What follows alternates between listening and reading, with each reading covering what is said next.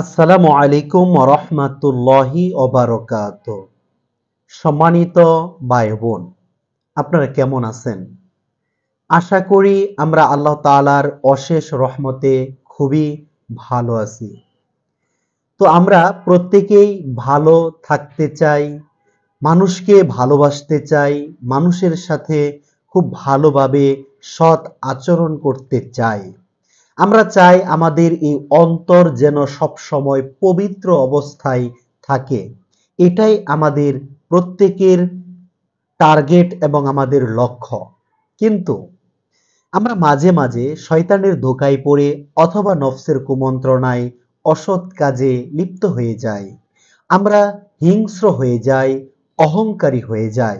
আমাদের মধ্যে লোভ এবং লালসা এসে বাসা বাঁধে।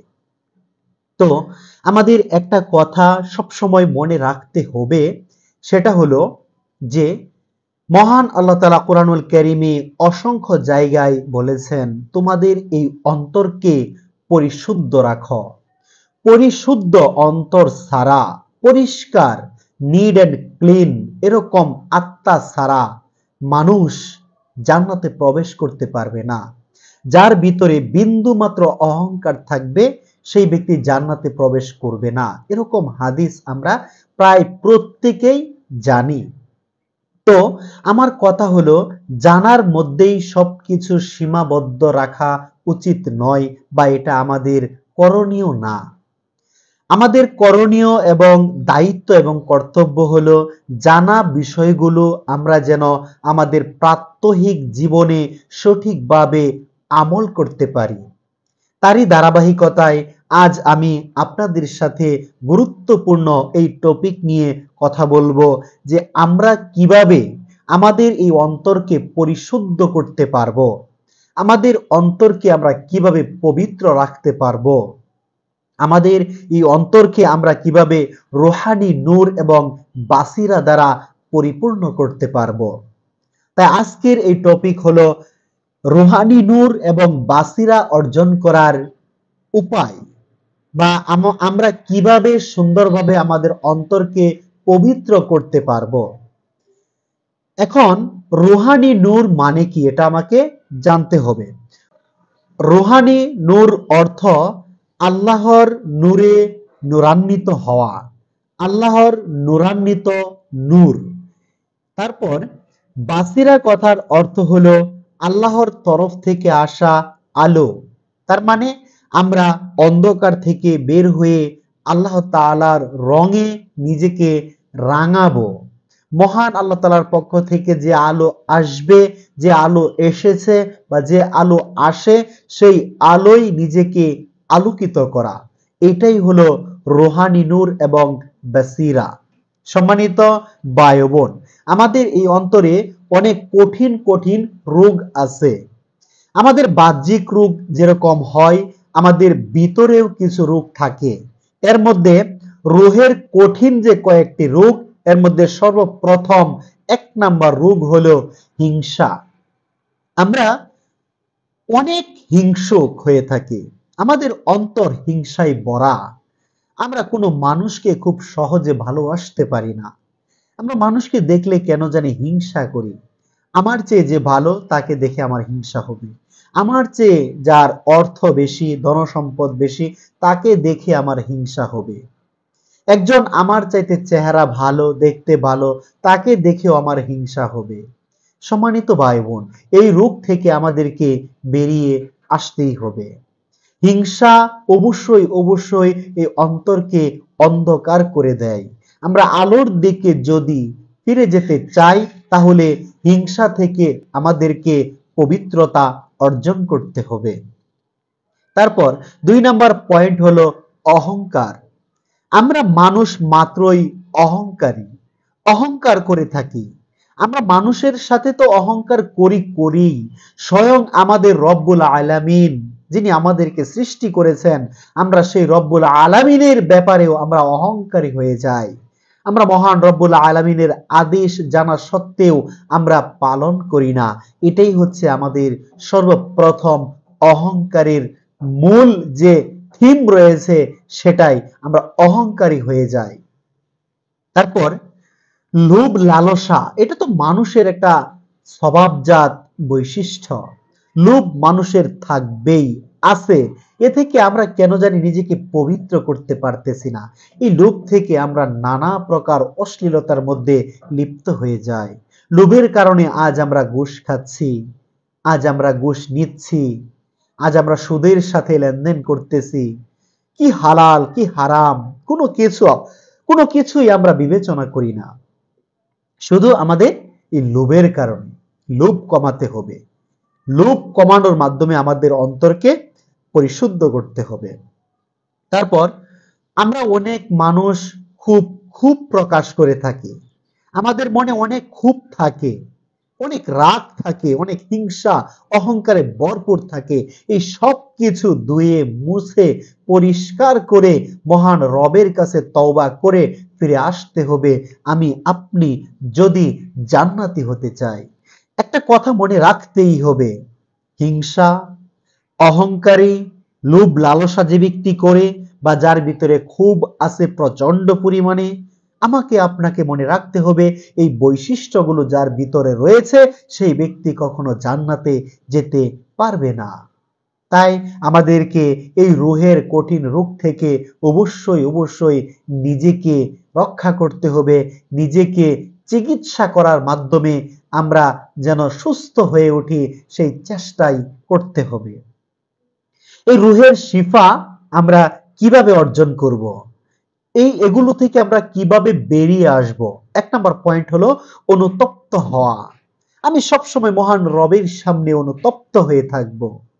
আমি জীবনে যত পাপ করেছি, যত অন্যায় করেছি, তার জন্য অনুতপ্ত হয়ে বিনয়ের সাথে মহান রব্বুল আলামিনের কাছে আমি তওবা করব। তওবা করার মাধ্যমে আমি মহান রবের দিকে ফিরে আসব। তারপর আনুগত্যশীল হওয়া রবের প্রতি।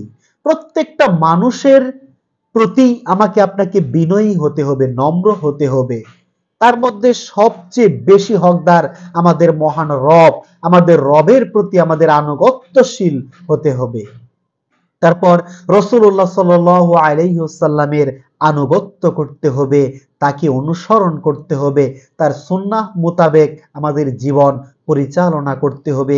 তাহলে আমরা এই রুহের যে অসুখ আছে, রুহের যে রোগ আছে, আত্মার যে রোগ আছে, সেই রোগ থেকে আমরা ধীরে ধীরে নিজেকে বের করে নিয়ে আসতে পারবো। তারপর এই রুহের চিকিৎসার সর্ব উত্তম যে উপায় তা হলো আত্মসমর্পণ করা। আমাকে আপনাকে মহান রবের কাছে আত্মসমর্পণ করতে হবে, নিজেকে সঁপে দিতে হবে নির্দ্বিধায়। আমাকে আপনাকে মহান রবের আনুগত্য করার মাধ্যমে মহান রবের ইবাদত করতে হবে। এই কুপ্রবৃত্তি থেকে আমরা কিভাবে নিজেকে সিফাহ দান করতে পারবো, কিভাবে পবিত্রতা অর্জন করতে পারবো? এক নাম্বার পয়েন্ট হলো তাকওয়া অর্জন করা। তাকওয়া মানে আল্লাহ ভীতি অর্জন করা। সব সময় আল্লাহ তাআলাকে ভয় করতে হবে।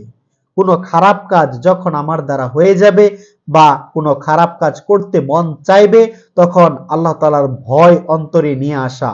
এর শাস্তি কি ভয়াবহ হতে পারে, ভয়ানক হতে পারে, সেই চিন্তা করা। এজন্য তাকওয়া অর্জন করতে হবে, তাকওয়া অবলম্বন করতে হবে, মহান রবকে ভয় করতে হবে। আর আখিরাতের কথা সবচেয়ে বেশি বেশি স্মরণ করতে হবে।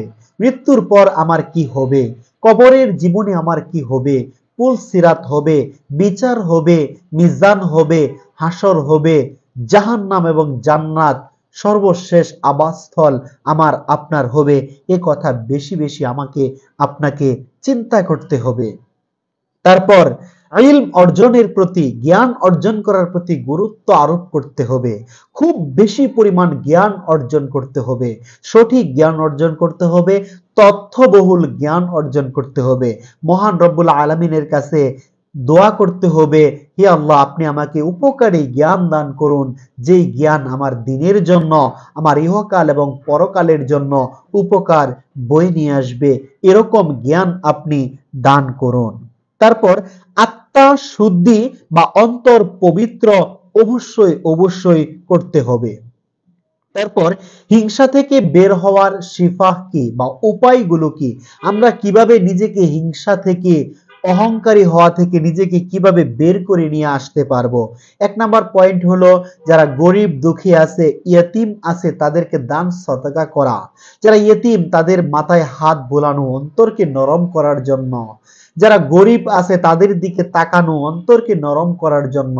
যারা অসুস্থ তাদের দিকে তাকানো যে আমি সুস্থ, একজন ব্যক্তি অসুস্থ তার দিকে তাকাবো অন্তর নরম করার জন্য। হাসপাতালে আমি যাব, রোগীদেরকে দেখব, যারা অসুস্থ তাদেরকে দেখব, দেখে আমার অন্তর নরম হবে। তারপর তাদের জন্য দোয়া করব, নিজের জন্য দোয়া করব, যাতে করে আমার অন্তর কঠিন হয়ে না যায়, আমার অন্তর যেন সবসময় নরম থাকে, মানুষের প্রতি ভালোবাসা থাকে, আন্তরিক যেন আমি হতে পারি, আমি যেন বিনয়ী হতে পারি। এই জন্য অধিক পরিমাণে দোয়া করতে হবে। আর একটা কথা, সেটা হলো সবচেয়ে বেশি আমাকে আপনাকে এই কোরআনুল কারীম তিলাওয়াত করতে হবে বিশুদ্ধভাবে, পরিশুদ্ধভাবে, তার তিলের সাথে, তাজউইদের সাথে, খুব উচ্চারণ খুব সুন্দরভাবে, ধীরস্থিরভাবে এই কোরআনুল কারীম বেশি বেশি তিলাওয়াত করতে হবে। এই অন্তরের শিফা দানকারী হলো এই কোরআন, অন্তরকে আলোর দিকে নিয়ে আসার জন্য এই কোরআন। অন্ধকার থেকে নিজেকে আমি আপনি যদি বের করে নিয়ে আসতে চাই, তাহলে আমাকে আপনাকে এই হেদায়াত, এই আল কোরআনের কাছে আসতে হবে, বেশি বেশি কোরআনুল কারীম তিলাওয়াত করতে হবে, এর কোনো বিকল্প নেই। তারপর ইলম অর্জন করা, এটা তো একবার বললাম, খুব যত্ন সহকারে প্রতিদিন আমাকে আপনাকে ইলম তথা জ্ঞান অর্জন করতেই হবে। মনে রাখতে হবে একটা কথা খুব সুন্দরভাবে, হিংসুক যে ব্যক্তি হিংসা করে, যে ব্যক্তি অহংকারী, যার ভিতরে ক্ষোভ আছে, রাগ আছে, সেই ব্যক্তি কখনো প্রকৃত সুখ শান্তি সেই ব্যক্তি পায় না, সে অন্তরে প্রশান্তি খুঁজে পায় না। আল্লাহ তাআলার পক্ষ থেকে যে শান্তি আসে, অন্তরের মধ্যে যে একটা প্রশান্তি অনুভব করা যায়, সেই প্রশান্তি, সেই শান্তি, সেই বারাকা সেই ব্যক্তি পায় না যেই ব্যক্তির অন্তরে ক্ষোভ আছে, অহংকার আছে, হিংসা আছে, লোভ লালসা আছে। তাই আমাকে আপনাকে এই সব থেকে বের হয়ে আসতেই হবে। সম্মানিত ভাই বোন, এ পর্যায়ে আমরা যখন এগুলো থেকে নিজেকে বের করে নিয়ে আসতে পারবো, তখন আমাদের ভিতরে ইমানের একটা সতেজ, ইমানের যে একটা পাওয়ার, সেটা আমরা তখন অনুভব করতে পারবো। তখন আমাদের এই অন্তরের নিফাকি দূর হয়ে যাবে, মুনাফিকি দূর হয়ে যাবে ইমান থাকার কারণে। তারপর রূহকে অন্ধকার থেকে আলোর দিকে আমরা এভাবেই ধীরে ধীরে নিয়ে যেতে পারবো। ব্যক্তির রূহ তখন সবল হবে, সতেজ হবে, ইমানে ভরপুর হয়ে উঠবে আমার আপনার এই অন্তর, এই আত্মা। তাকওয়া এবং তাওয়াক্কুলে ভরপুর হবে তখন আমার আপনার এই অন্তর। তাওয়াক্কুল মানে আল্লাহ তাআলার উপর ভরসা আমি করতে পারবো। আর তাকওয়া মানে তখন সবচেয়ে বেশি বেশি আমি আমার মহান রবকে ভয় করতে পারবো। ইবাদত করার ক্ষেত্রে আমার মনোযোগ আসবে, একাগ্র চিত্তে খুব মনোযোগের সাথে আমি তখন আমার মহান রবের ইবাদত করতে পারবো। সর্বোপরি আল্লাহ তাআলার নৈকট্য লাভ করা যাবে যখন আমার আপনার এই আত্মা পবিত্র হবে। তাই সম্মানিত ভাই বোন, আসুন আমরা এই গুণগুলো নিজের মধ্যে নিয়ে আসি, এই গুণগুলো অর্জন করার চেষ্টা করি। এই গুণগুলো আমাকে আপনাকে অবশ্যই অবশ্যই অর্জন করতেই হবে যদি আমরা জাহান্নাম থেকে নিজেকে বাঁচাতে চাই, যদি আমরা জান্নাতে যেতে চাই। তাই আল্লাহ তাআলার কাছে আমরা বেশি বেশি দোয়া করি, আল্লাহ তাআলা আমাদেরকে রূহানি নূর দান করুন এবং বাসিরা দ্বারা আমাদের এই অন্তরকে পরিপূর্ণ করে দিন। আমিন ইয়া রাব্বাল আলামিন।